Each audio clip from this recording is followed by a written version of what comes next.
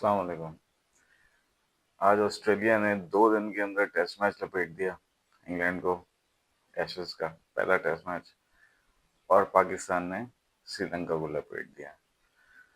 India का भी match हुआ है आज, फर्स्ट डे टेस्ट मैच। उसको भी हल्का सा टच करेंगे, लेकिन जरा पहले जो है एशेज को देख लेते हैं कि एशेज में आज क्या हुआ है। अच्छा, एशेज में जो आपका आपका जो इंग्लैंड है ना, इंग्लैंड की तरफ से जो बैटिंग के फ्लॉज है ना, वो बड़े क्लियरली नजर आए हैं आज। अम, ऐसा नहीं है कि ऑस्ट्रेलिया में बड़े कोई चीते हैं, उनकी बैटिंग भी बहुत अच्छी है।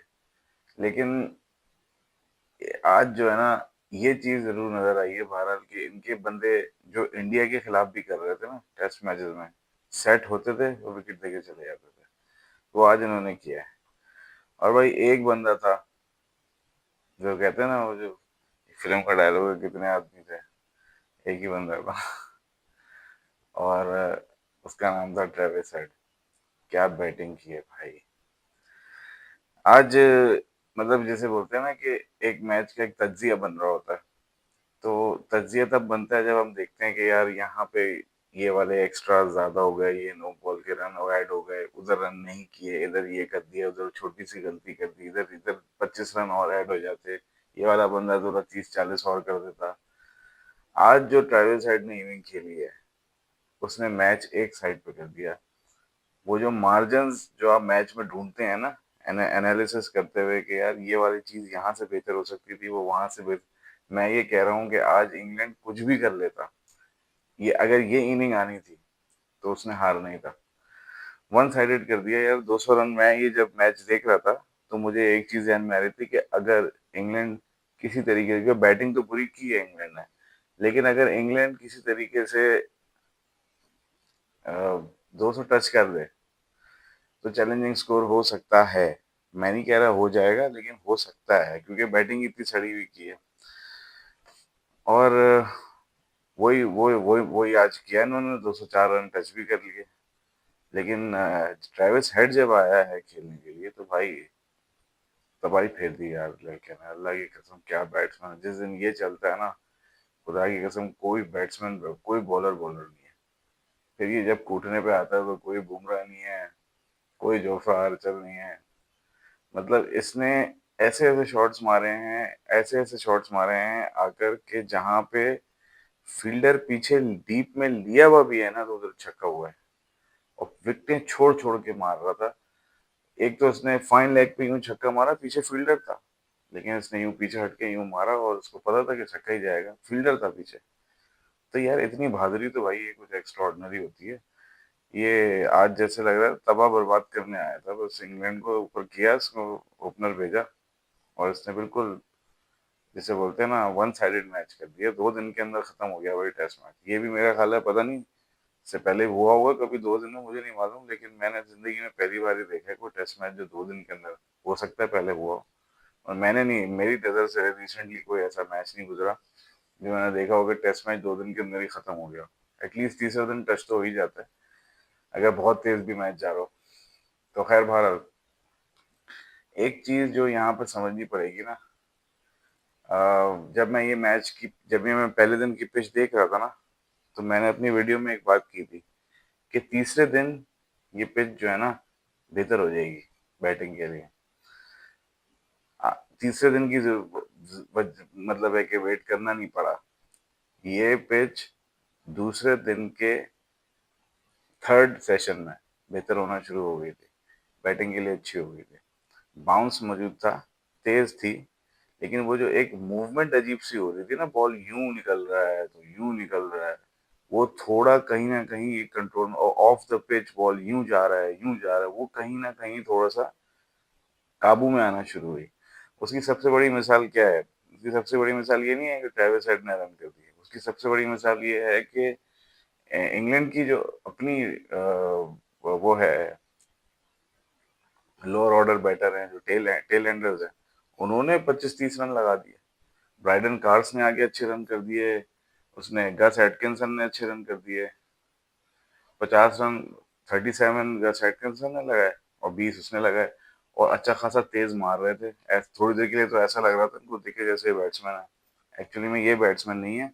पिच थोड़ी सी बेहतर हो गई थी, तो इन्होंने भी रन किए इंग्लैंड वालों ने। और फिर जब ट्रेविस हेड आया, भाई उसने तो तबाही ही फेर दी। उसको तो ऐसा लग रहा था कि मैंने जाना ही नहीं है तीसरे दिन, बस मैं मारूं और खत्म करूं मैच को।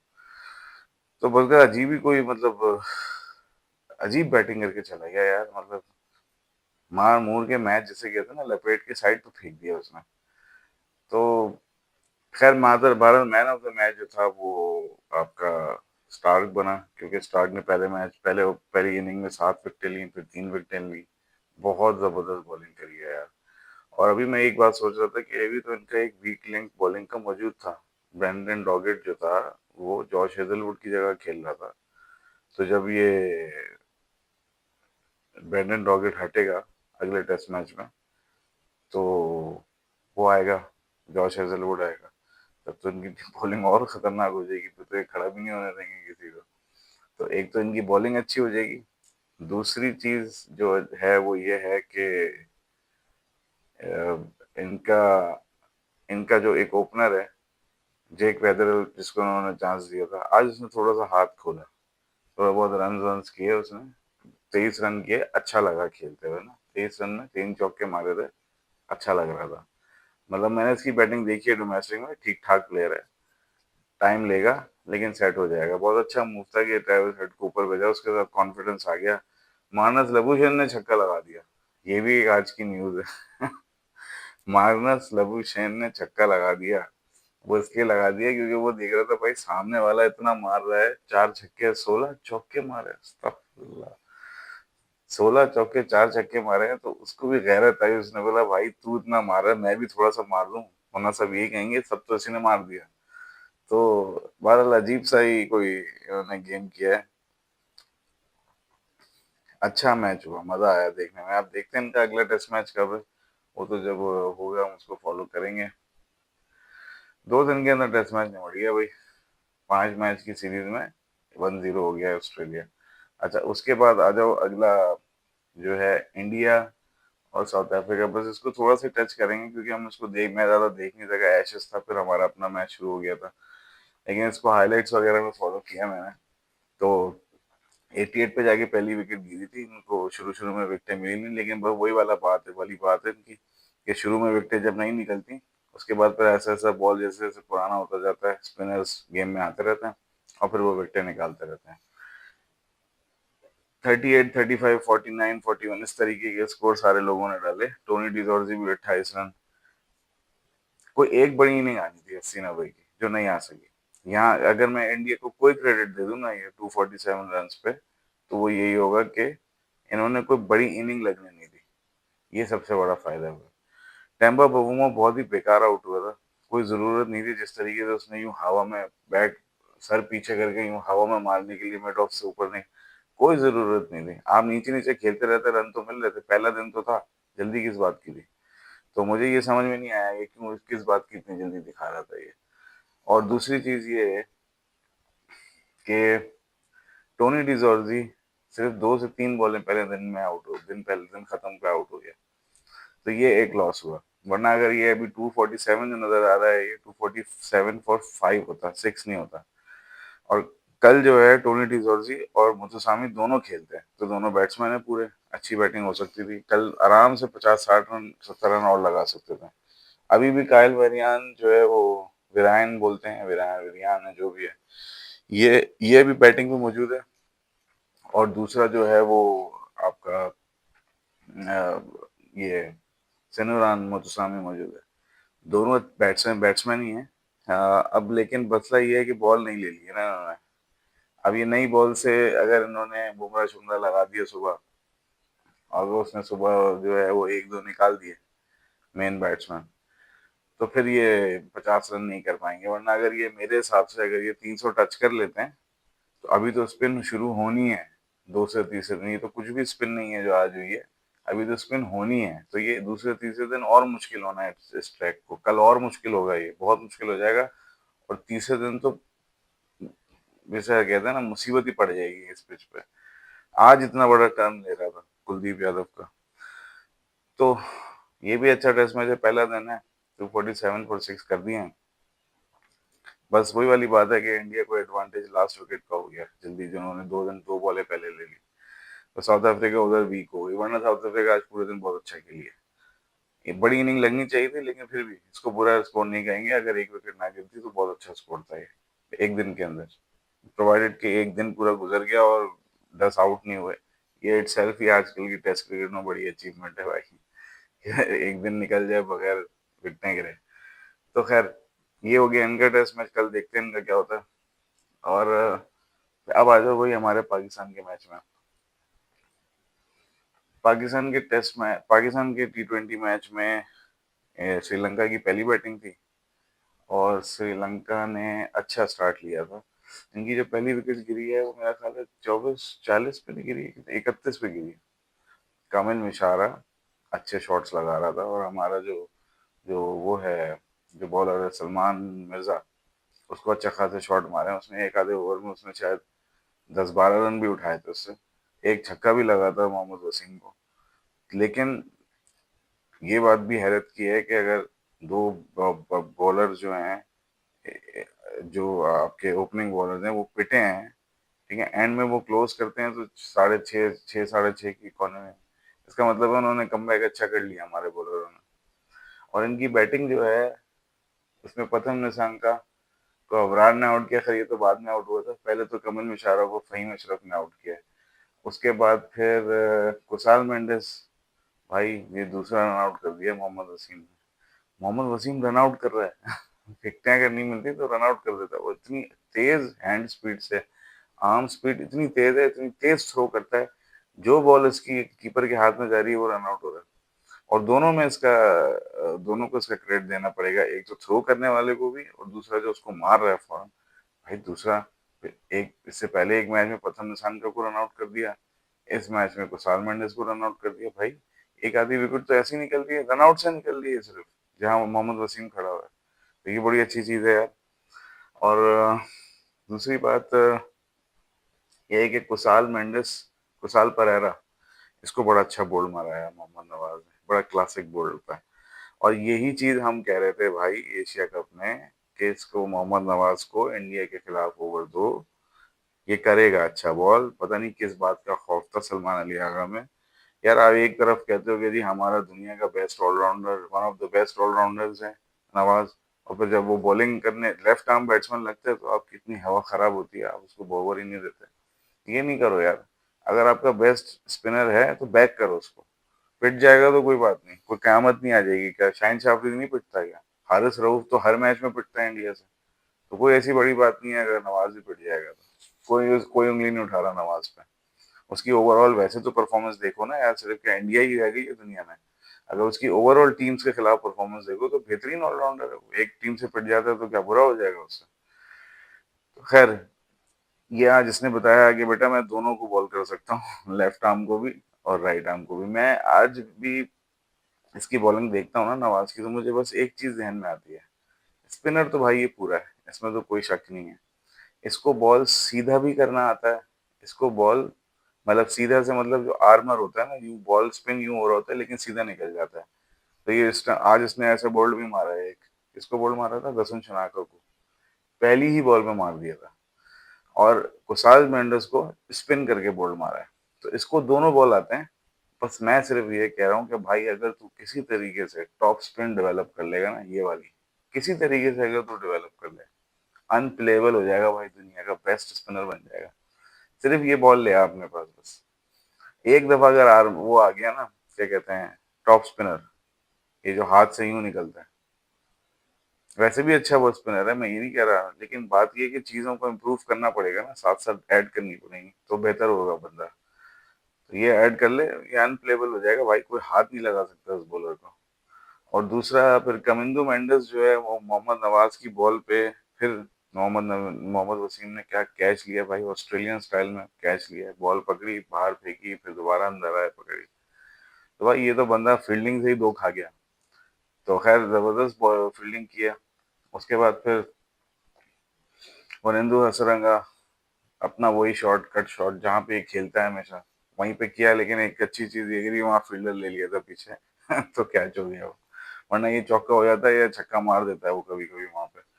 मैंने इसको देख लिया, वरना तो ऐसा रंगा कि सीधे मारने में स्ट्रेंथ नहीं है। अगर आप इसको सीधा बॉल दे दो, ये आउट हो जाएगा। ये रन नहीं कर सकता, ये तेज नहीं खेल सकता। अगर आपने इसको सीधा बॉल दे दिया, आप अगर उसको उसके जोन में देते हो ना, इधर दे दी इधर दे दी, तो ये फिर बॉल का पेस यूज करके स्क्वायर पे खेलता है, सीधा नहीं खेलता।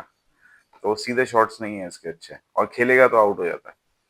तो खैर बहरहाल कोई बात नहीं, कट पे भी अगर फील्डर लिया तो ये भी अच्छी स्ट्रैटेजी थी कि वो अपने शॉट पे गया और आउट हो गया। और ओवरऑल 7 विकेटें गिरी हैं अगर आप ऐसे देखो ना। और 7 विकेटें गिरने के बाद अगर उनका स्कोर जो है वो 128 बना है, तो यार बड़ा डिसअपॉइंटिंग स्कोर है यार।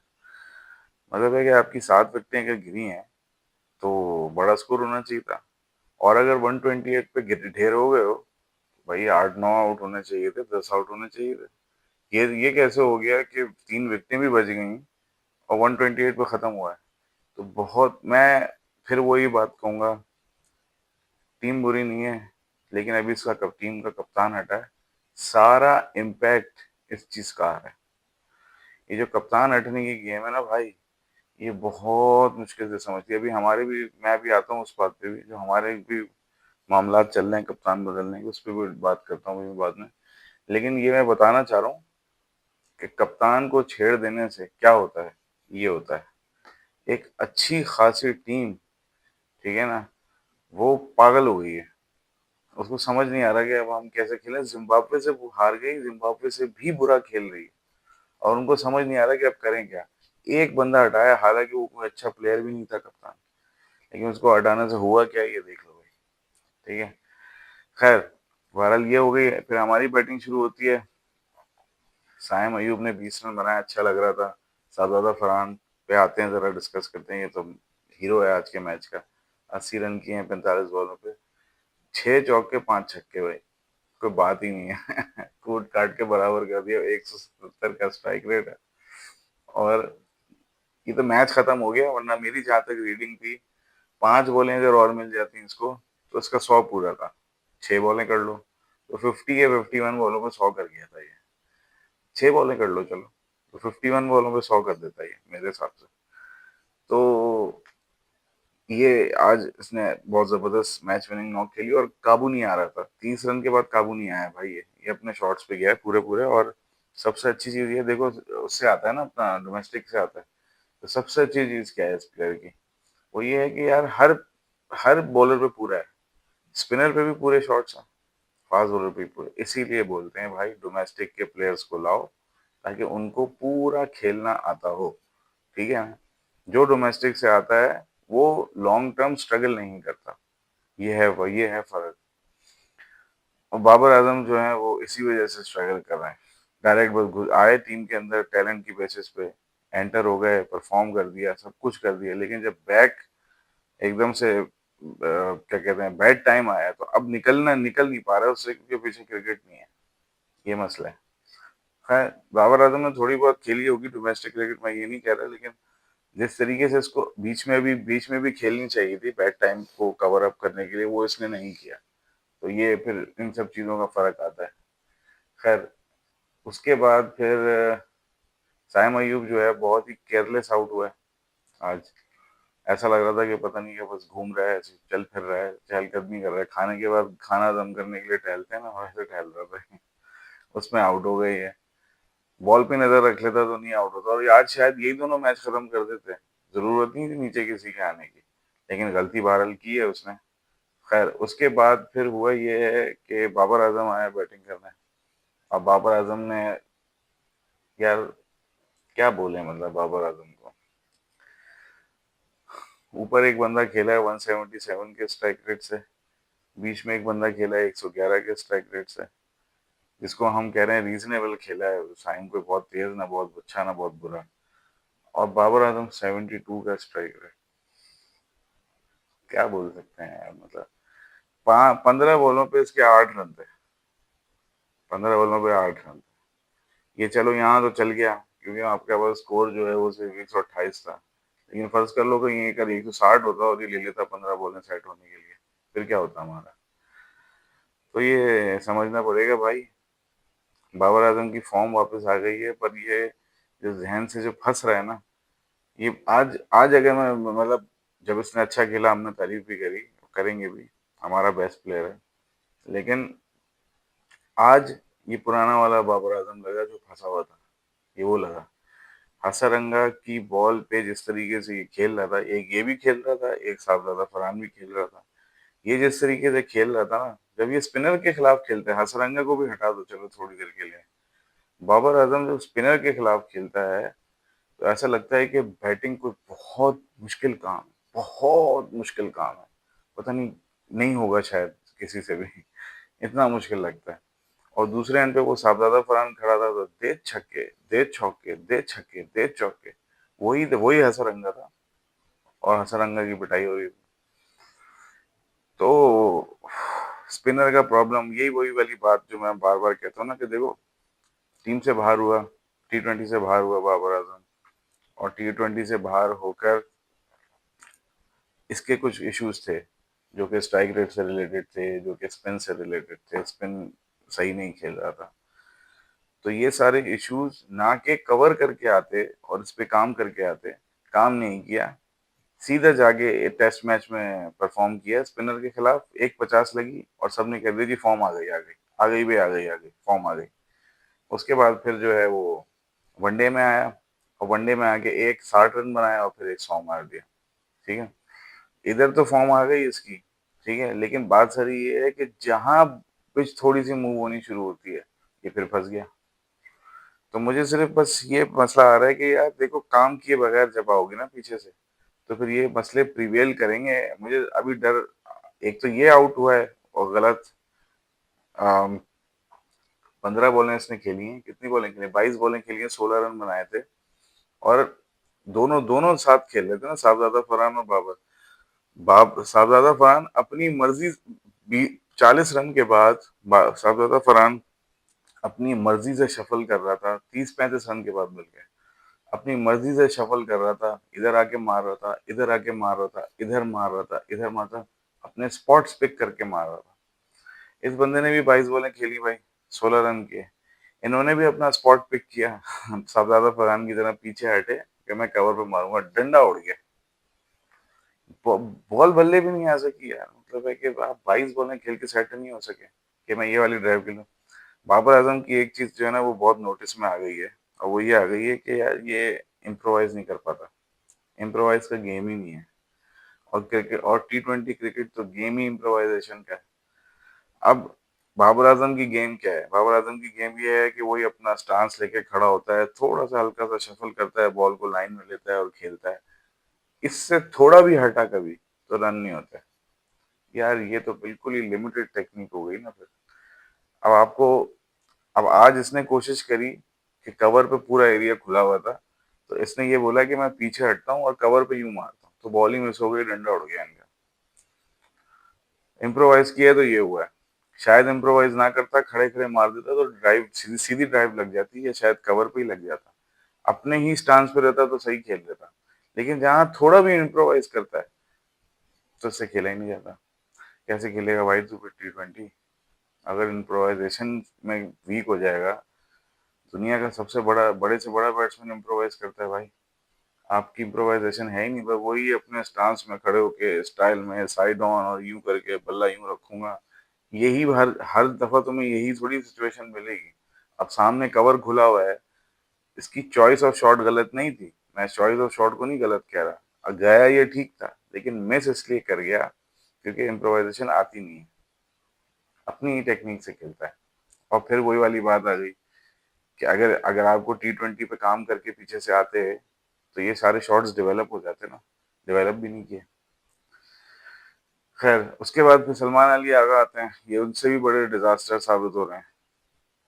बाबर आजम तो फिर चलो कहीं ना कहीं मुझे लगता है कि कुछ कर लेता है, पहली बॉल में फिर आउट, LBW। इस बंदे को नहीं समझ में आ रहा भाई। मेरा बड़ा दिल था यार कि ये बंदा कप्तान जाता, और जाना भी चाहिए, क्योंकि मैं अब मैं वही बात कर रहा हूँ जो भी मैं पहले करके गया हूँ कि देखो, कप्तान हटाने को ना लोग मजाक समझते हैं। श्रीलंका की टीम ने कप्तान हटाया है, देख लो क्या हाशर हो गया उनका, जिम्बाब्वे से हार रहे हैं वो। अब और हमसे तो ऐसे हार रहे हैं बच्चों की तरह। इतनी बुरी टीम तो नहीं थी ये, चले तो श्रीलंका के नीचे, अभी ODI सीरीज में तो अच्छा खेल रहे थे ये। एकदम से क्या हो गया, एकदम से कप्तान हटा, क्या हो गया, T20 बर्बाद हो गया ये बिल्कुल। T20 में तो ज्यादा अच्छा खेलना चाहिए, इनको हार्ड पिचेस मिल रही हैं, एक ही तरह का ग्राउंड मिल रहा है, और T20 के ज्यादा बेहतर प्लेयर हैं, क्योंकि रिलाय इनके भी वो रिलायबिलिटी ज्यादा नहीं है ना। तो जहाँ पे केयरलेस क्रिकेट होती है वहां तो ये वाली T20 ज्यादा सूट करनी चाहिए इनको, लेकिन और बुरा खेल रहे हैं। वो इस वजह से बुरा खेल रहे हैं कि भाई ऊपर से जो चलाने वाला आदमी था वो हट गया है, माइनस हो गया है। अब हमारे यहाँ भी ये एक बात निकल पड़ी है कि आज जो आउट हुआ है सलमान अली, अगर मैं यार दुआ कर रहा हूँ भाई खुदा के वास्ते इसके ट्राई नेशन में किसी एक मैच में 50 आ जाए, ताकि ये भाई अपनी टिकट पक्की करे वर्ल्ड कप के लिए। क्योंकि अगर ये नहीं हुआ तो फिर जो प्रॉब्लम आने वाली है ना वो ये है कि इसको हटाया जाएगा, और इसको हटा के जिसे लाया जाएगा ना, पूरी टीम तितर बितर हो जाएगी। ये बात मैं गारंटी से कह रहा हूँ, लिख के रख लो, साइन कर लो। सलमान अली आगा हटा, आपका वर्ल्ड कप गया हाथ से। मैं कह रहा हूँ तेंदुलकर के लेवल के प्लेयर्स खिला लो सारे। अगर कप्तान हटाना बीच में से इस टाइम, तो आप वर्ल्ड कप नहीं जीत सकते। वर्ल्ड कप तो छोड़ो, आप कंपेटिटिव क्रिकेट नहीं खेल सकते। श्रीलंका का एग्जाम्पल सामने। तो बस भाई मैं ये दुआ करता हूँ खुदा के वास्ते, भाई तू रन क्यों नहीं कर रहा? क्या हो गया सलमान अली आगा? टेंशन में खुद भी आ रहा है, हमें भी डाला हुआ है टेंशन में। तू हट गया तो भाई मैं वैसे ही बता रहा हूँ, कप्तान इस पॉइंट पे हटने का 2 महीने पहले, 2 महीने पे खड़ा हुआ है वर्ल्ड कप सर के ऊपर। आज कप्तान हटने का मतलब ये है कि आपकी टीम गई, फारिग, फारिग। समझ रहे हो ना? क्योंकि आप जो भी बोलो, एक क्रिकेटिंग ब्रेन तो है सलमान अली यार, उसने प्रूफ किया है अभी अपनी पिछली कैप्टनसी में, कोई सीरीज कोई बायलैटरल नहीं हारा है अभी तक, और ये भी शायद नहीं हारेगा, ये भी शायद जीत जाएंगे हम। तो रिकॉर्ड अच्छा है उसका, क्रिकेटिंग ब्रेन ठीक है वो। सिर्फ प्रॉब्लम उसकी अपनी खुद की फॉर्म आई हुई है। तो भाई खुदा के वास्ते एक 50 कर ले भाई, ताकि लोगों के मुंह तो बंद हो। तो ये बड़ा जरूरी है। मैं नहीं चाहता कि हटे किसी भी तरीके से। अब तो भारत, अब मैं यही कह रहा हूँ चाहे हार जाओ वर्ल्ड कप, कप्तान यही बनता है, बेशक हार जाओ। क्योंकि ये फैसला फिर आज लेने का नहीं था ना, ये फैसला था 3-4 महीने पहले लेने का, कि आपने कप्तान किसको सेट करना है। ये कोई मजाक लगा के रखा हुआ है कि कप्तान ये आ जाए, फिर वर्ल्ड कप से पहले कप्तान बदल। अबे वर्ल्ड कप से पहले एक दो प्लेयर्स चेंज होते हैं, आप कप्तान ही बदल दोगे? नहीं नहीं, ये नहीं हो सकता। कप्तान तो भाई यही जाएगा, वरना आप हार गए हो। आप वर्ल्ड कप आपका है ही नहीं, वर्ल्ड कप तो छोड़ो, आपकी टीम ही कुछ नहीं होगी अगर सलमान अली आगा हिलता है तो। खैर मेरा बहरहाल ये तरजीह है कि उसको होना चाहिए। तो देखते हैं अब। अच्छा कल एक मैच है हमारा और दोबारा जिम्बाब्वे से, तो वो भी देखेंगे। फिर ये इंडिया और साउथ अफ्रीका का मैच भी चल रहा है, इसको भी फॉलो करेंगे क्या होता है। तो बस आज की वीडियो मेरी यहीं तक है। वीडियो को लाइक कर लीजिएगा, चैनल को सब्सक्राइब कर लीजिएगा। कल मिलते हैं इंशाल्लाह।